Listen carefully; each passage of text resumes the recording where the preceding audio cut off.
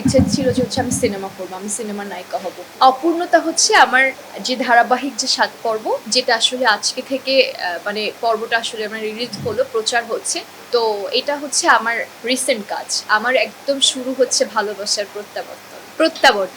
প্রথমত হচ্ছে আমি যখন ইন্ডাস্ট্রিতে আসছি আমার ইচ্ছে ছিল যে হচ্ছে আমি সিনেমা করবো, আমি সিনেমার নায়িকা হব।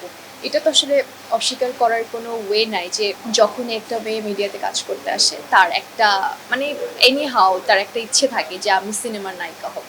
তো আমি যখন আসছি আমি প্রথম সিনেমার যারা কলাকুশলী থাকে বা ডিরেক্টরস যারা থাকে আমি দু একজনকে চিনেছি বা দু একটা হাউসের সাথে আমি বসছি। তো তারপরে যেটা হচ্ছে যে সামহাও আমার কাছে মনে হয়েছে যে না, আমার আরেকটু সময় নিতে হবে, কারণ সিনেমা করতে গেলে ধ্যান জ্ঞান সব ওখানে দিতে হবে, বাসা থেকে বের হয়ে আসতে হবে। তো আমার জন্য অতটুকু বয়সে বাসা থেকে বের হয়ে যাওয়া আবার ডিসিশন নেওয়াটা ভীষণ টাফ ছিল। তো আমি তখন ভাবলাম যে আচ্ছা আমি একটু নাটক করতে পারি, নাটক দিয়ে শুরু করি, কারণ তখন সিনেমার অবস্থা আবার এতটা বেশি মানে ভালো যাচ্ছিল না, যেখানে সিনিয়ররাই কাজ পাচ্ছে না। তো তারপরে আমি এটার ডাক পেলাম হচ্ছে আমাকে আহ, যে ডিরেক্টর হারুন ভাই, উনি আমাকে একটা সময় রোজার সময় ইফতারির দাওয়াত দিলেন।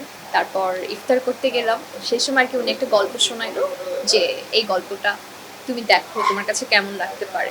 তো প্রথম যে গল্পটা আমাকে শুনিয়েছিল এটা আসলে উনি দীপ্ত টিভির জন্য করেছিল। তো দীপ্ত টিভিতে আসলে আমার তো ফ্যান ফলোয়ার্স নাই, মানে তখন চাচ্ছিল একটু ভারী প্রোফাইল। তো তারপর আর কি সেকেন্ডে ওনার সাথে আমার এই প্রজেক্টটাতে কাজ হলো।